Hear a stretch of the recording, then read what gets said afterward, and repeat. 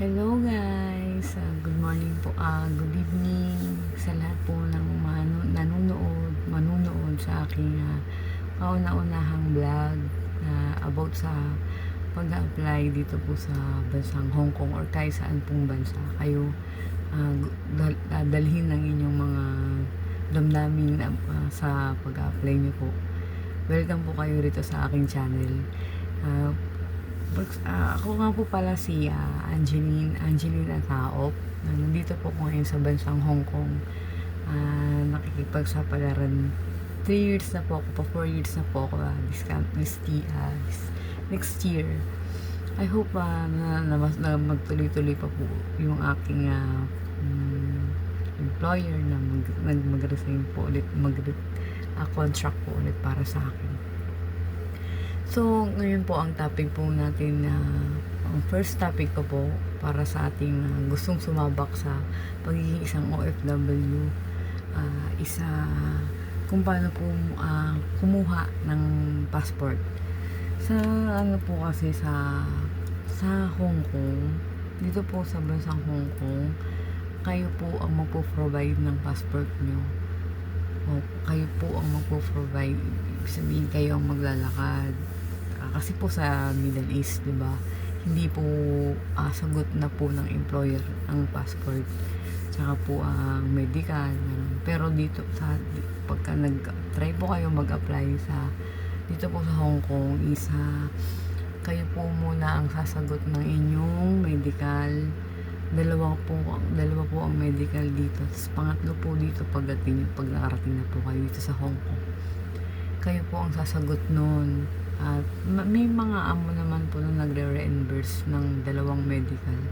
Ako po kasi yung last na nung pumunta po ako dito na nag-medical po ako nung pandemic. Inabot na nga po kami ng 1 taon na sa pag-antay namin sa process ng visa namin tsaka sa kontrata kasi po nagkaroon ng pandemic, bawal po talagang umalis ng bansa noon dahil nakaban. Lagi po nadidelay yung flight namin nung time na yun. Ngayon po medyo madali na kasi mas marami pong mga employer na gustong kumuha sa Pilipinas kasi po ang trabaho po natin dito hindi po ganun kadali. Napakahirap po lalo na pag first timer kayo. Kaya po ako gumawa ng video para po sa inyo na gusto ko pong mag-share sa lahat ng gustong mag-apply kahit saan pong bansa. Nandito na kayo rin po ang makakapagbigay sa inyo ng tamang hakbang para po makarating kayo ng Hong Kong. Kami po sa aming mga vlog, kami po nagbibigay lang po kami ng mga instruction or payo ganyan kung paano nyo po i-handle kapag po nandito na kayo. So, ang una ko pong i-topic sa inyo is ang pagka nag-apply po kayo sa mga agency, syempre po unang-una ang hanapin nila is passport. Sa Hong Kong po kasi hindi po allowed na sila ang sasagot, kayo po ang sasagot. Pero pag sa another country like Middle East, sila po ang magpo-provide ng passport. Pati po ang medical. Pero dito po sa Hong Kong, sagot nyo po muna. Nare-reimburse naman po yan ng mga amo kapag palapit na po kayong umalis pag may flight details na po kayo. Pero po sa pero sa sa Hong Kong and Middle East, masasabi ko pong mas mataas ang sahod ng Hong Kong kaysa po sa Middle East. Tsaka po meron pong 1 day na holiday po dito. Hindi ko po alam kung sa Middle East kung meron bang day off or wala. Tapos kung saan nyo pong napiling bansa, automatic po kapag pupunta po kayo ng agency is meron na po kayong passport. Yun po ang number 1 na hinahanap ng mga agency. Tapos po ang pangalawa naman po pagka nakakuha na kayo ng passport, mag-proceed na po kayo sa agency, kung saan man pong agency kayo dalhin na sa Pilipinas. Ngayon po, pag nakapunta na po kayo sa agency, ang agency naman po, lahat po sila is open door po para sa mga gustong mag-apply, lalo na po pag first timer. Tsaka po, mas marami pong mga applicant ang first timer kaysa po mga ex-abroad na. Kasi yan po kasi ang gustong-gusto ng mga amo, yung mga bago, para po alam naman natin na sa una hindi natin alam kung anong magiging trabaho, kaya sunod-sunuran lang tayo sa mga kung ano man ang pinapagawa sa atin, sa kanila. Pero pag matagal-tagal na parang ikaw na yung nagiging alam mo na lahat ng trabaho na gagawin mo, yung rotation ng trabaho mo, alam mo na. Tapos po pagka naka-proceed na po kayo sa agency, tatawagan po kayo para po sa screening, sa magbibideo na po kayo about sa kung ano pong experience nyo, kung ano pong mga inalagaan nyo sa Pilipinas, kung ilang taon yung experience nyo sa Pilipinas, ganun po. Ibibideo po nila yan. Sa ibang agency po, walang bayad yung ganun, kasama na po sa babayaran yun.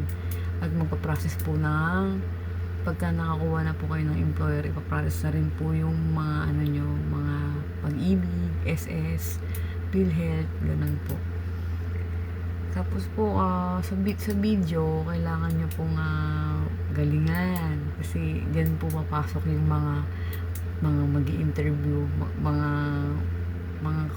amo na titingin kung pwede pa ikaw na i-select, kasi dumidepende po sila sa mga experience. Kung may experience ka, di mas maganda. Ako po kasi dito ang alaga ko lang po is mga aso.